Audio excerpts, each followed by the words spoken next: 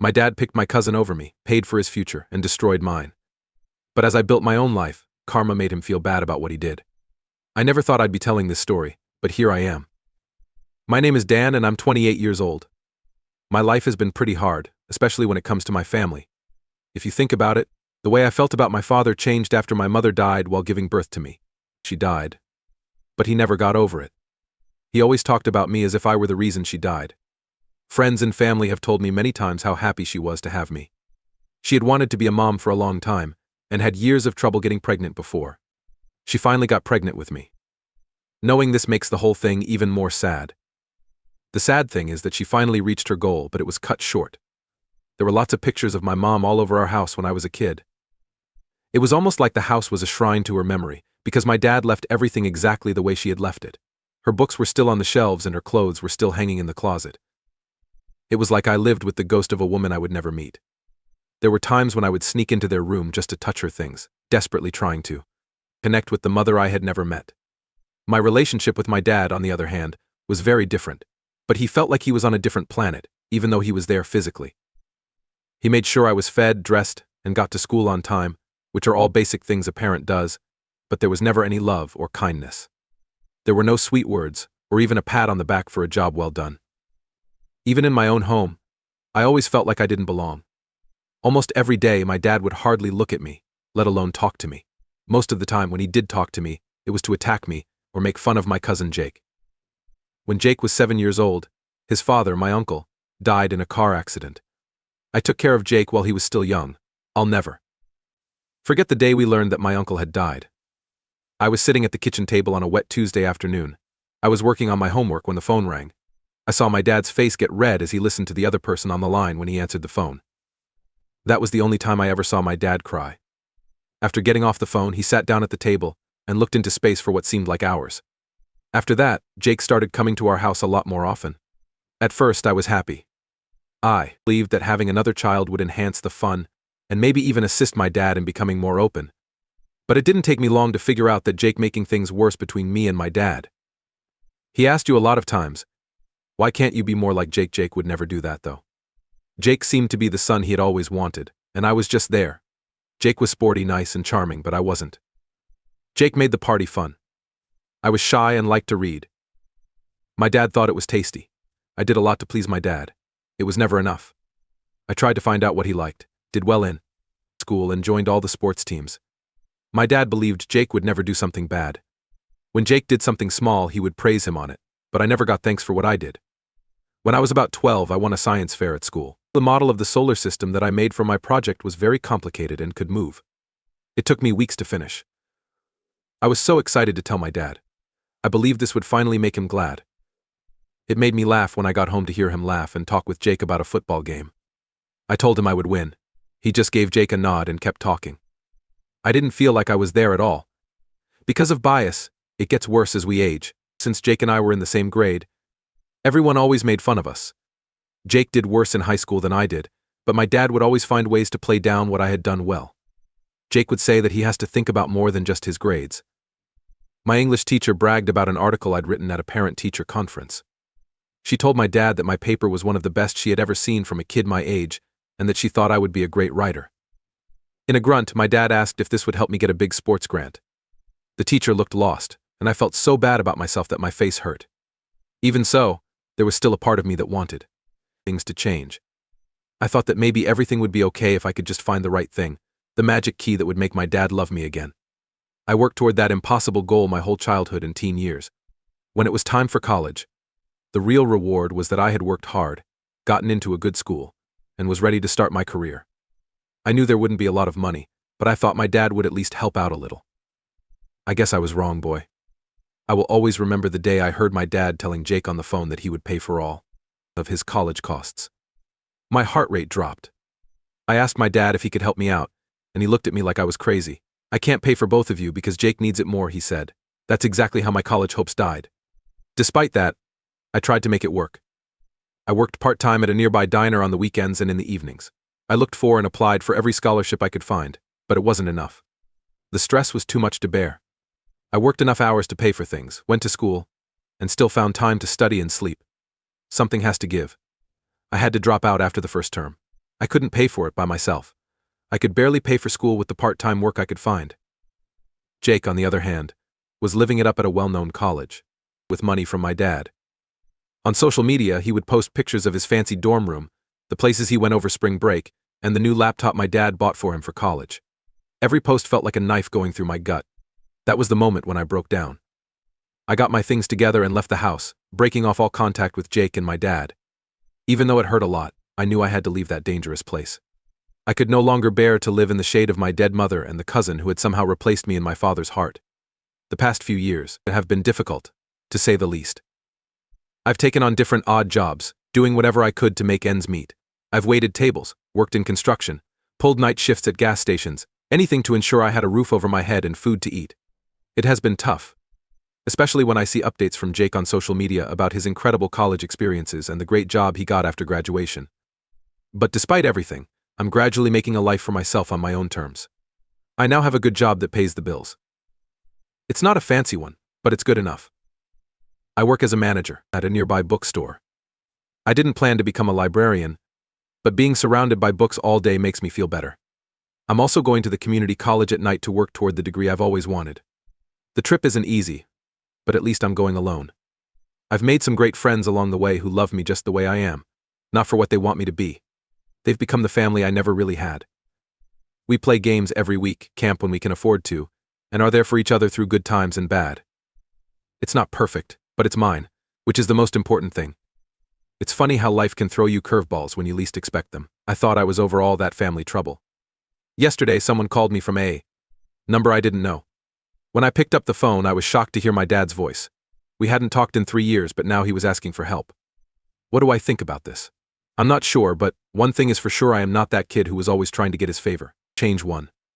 My dad called me out of the blue a week ago, and I'm still trying to figure out what went on. And conversation with him on the phone brought back many memories, most of which were not good. His voice was different though, greater, more worn out, even more desperate.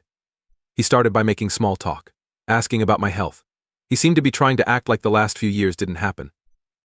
It was weird and forced. He then told her the real reason he was calling. He had to have a lot of money. I was too shocked to say anything at first. This was the man who had always picked his cousin over me and never given me any money for college, and now he was asking me for money. I got the irony. I asked him why he was coming to me when I could finally speak. What about his star boy Jake? He should be the one to help out, right? After being quiet for a moment, my dad grumbled something about Jake being busy with his new job and not being able to help right now. It made me laugh. People told me for years that Jake was better and earned the chances I didn't have, so I knew it was my turn to step up. I told my dad straight out what I thought about that idea. I told him to talk to Jake instead, since Jake had always been the favorite. The other end of the line was quiet for a long time. Then my dad said something about wanting to make things right and how he felt bad about some of the decisions he'd made.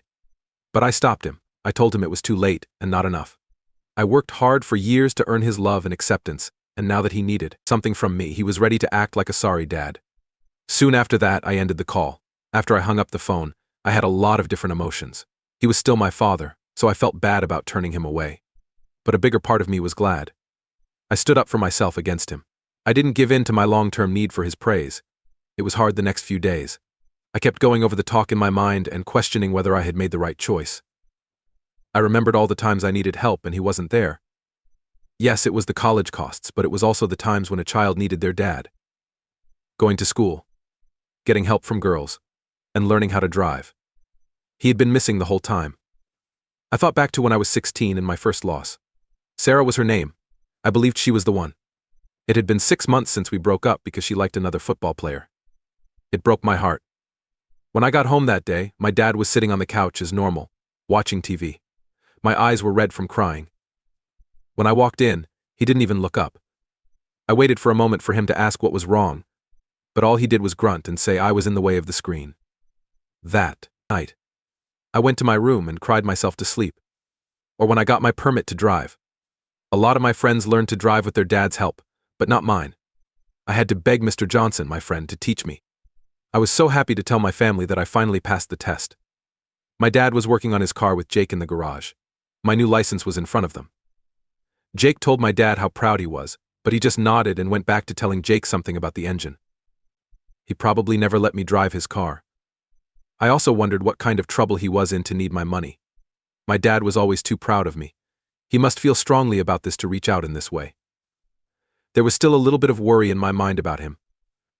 I thought about all the times I was scared about my future because I wasn't making enough money since I dropped out of college. Then, what did he care about?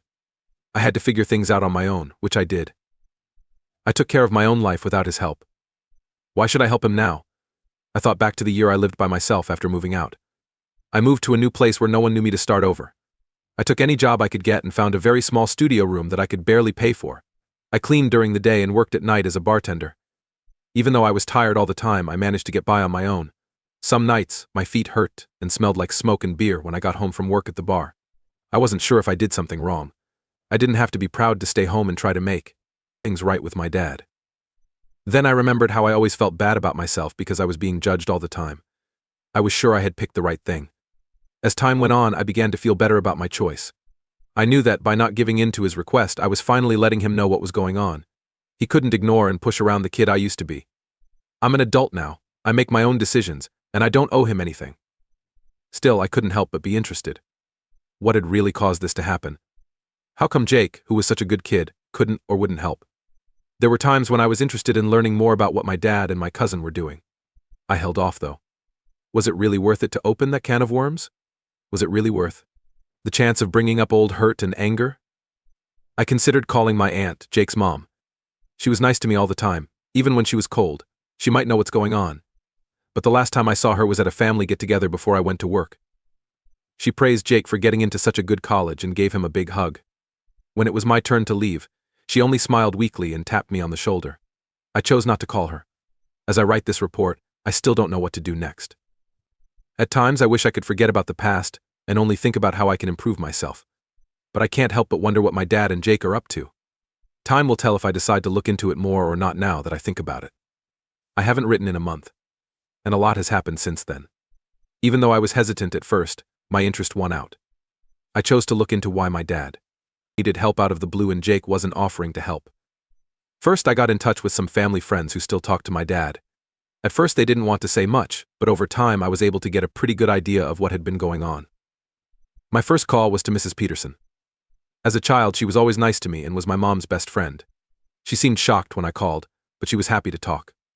After a bit of small talk, I turned the subject to my dad and Jake. Mrs. Peterson paused, then let out a big sigh, and then she began to tell me what was going on. My dad had done a lot more to help Jake than just pay for his college fees, it turned out. He gave Jake money for a down payment on a house, bought him a car, and even put money into a business Jake wanted to start. My dad took out loans and used all of his credit cards to pay for all of this. He had a lot of debt. Also, Jake could have the life he thought he deserved. I heard from Mrs. Peterson that she talked to my dad a few years ago. He had been telling everyone how great Jake was and how he was going to be a famous businessman one day. My dad just shrugged and said he hoped I was okay when she asked about me. The carelessness in his voice shocked her.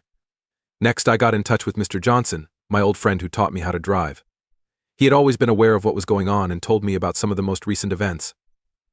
It turned out that Jake had talked my dad into investing in a business he was starting with some college friends. It was some kind of tech company, but Mr. Johnson didn't know what it was. He did know, though, that my dad had financed the house to get the money for the deal. The best part?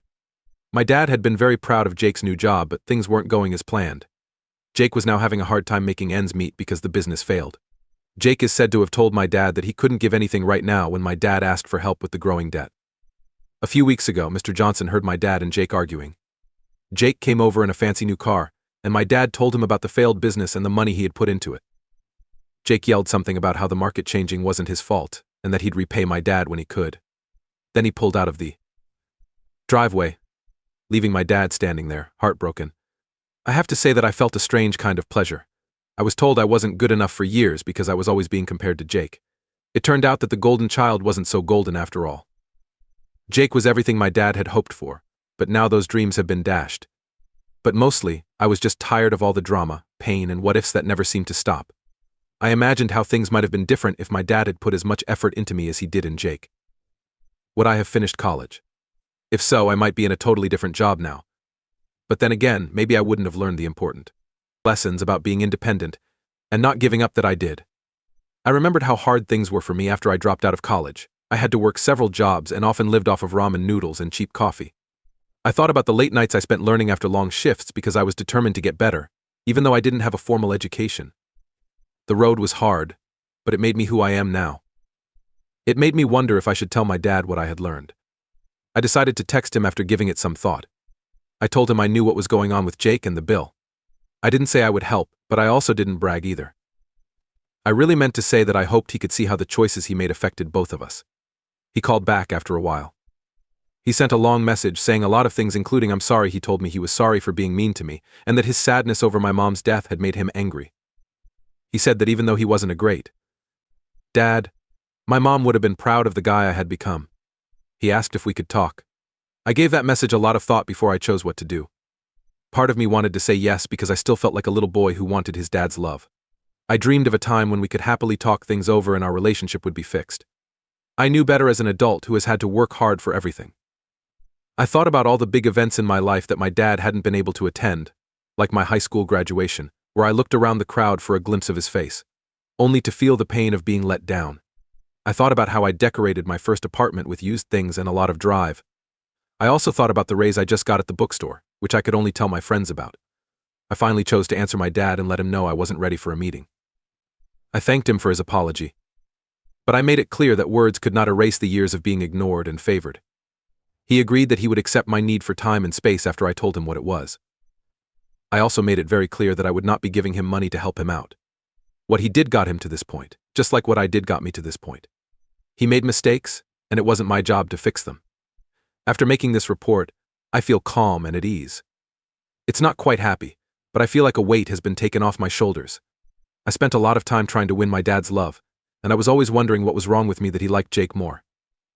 I see now that it was never about me. It was about old problems he hadn't dealt with and his failure to handle sadness and loss. What will happen with my relationship with my dad in the future? I don't know if there will be a connection at all.